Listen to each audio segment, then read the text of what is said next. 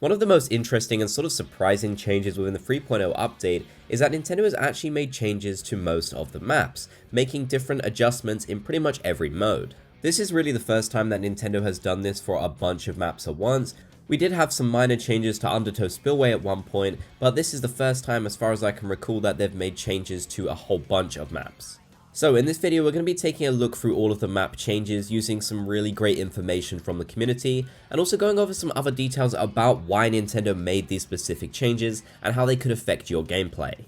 So Jamie, known as Bad at Splatoon 2 over on Twitter, has shared some really nice graphics of all of the changes for these different maps, so that's exactly what we're going to be taking a look through in this video.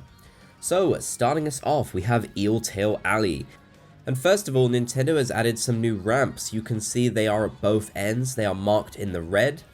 They've also added in some sign poles. Something you're going to notice a lot of in these map changes is really just new objects kind of added in so that things are a little bit more difficult for snipers and such, I believe, and maybe some other weapon classes.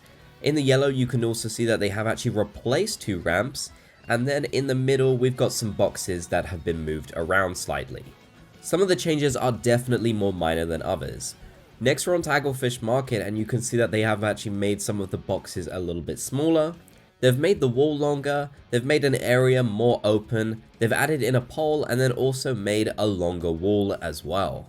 Next we have Mincemeat Metalworks, and there's only a few changes on this one. Added cars on poles, which is really interesting. Again, just an example of more objects kind of being thrown into the map. And then they've also added in some boxes as well. Then we have Hammerhead Bridge. They've moved some of the boxes around, added even more boxes to the map, so there are a lot of new boxes in here now. They've added in some extra platforms, they've removed a wall, and they've also made the little box in the middle just a little bit taller as well.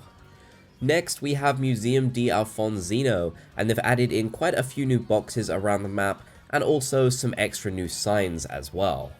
Then we have Mahi Mahi. They've added in more boxes once again, so lots of extra boxes on these maps, and then moved some of the boxes around as well, just slightly too. We have Mako Mart with a very minor change. They've just added in two new signs to the map.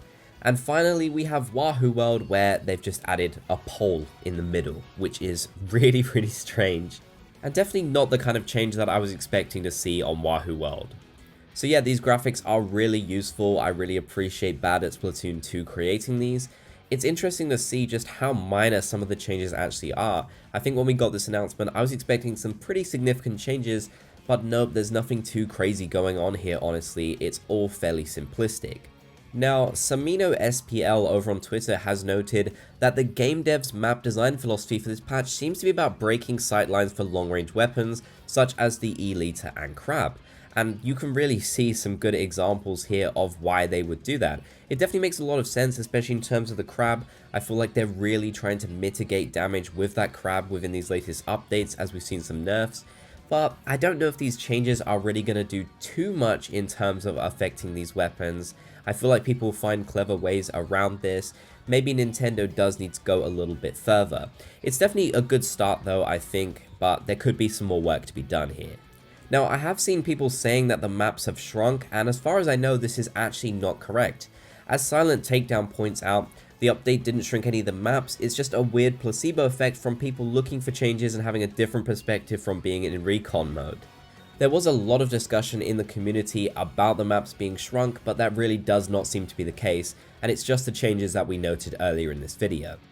But definitely let me know in the comments section below what you think about these map changes. Do you think they're good for the game, or are they not so much for positive? And which do you find the most interesting or odd? I would love to hear your thoughts.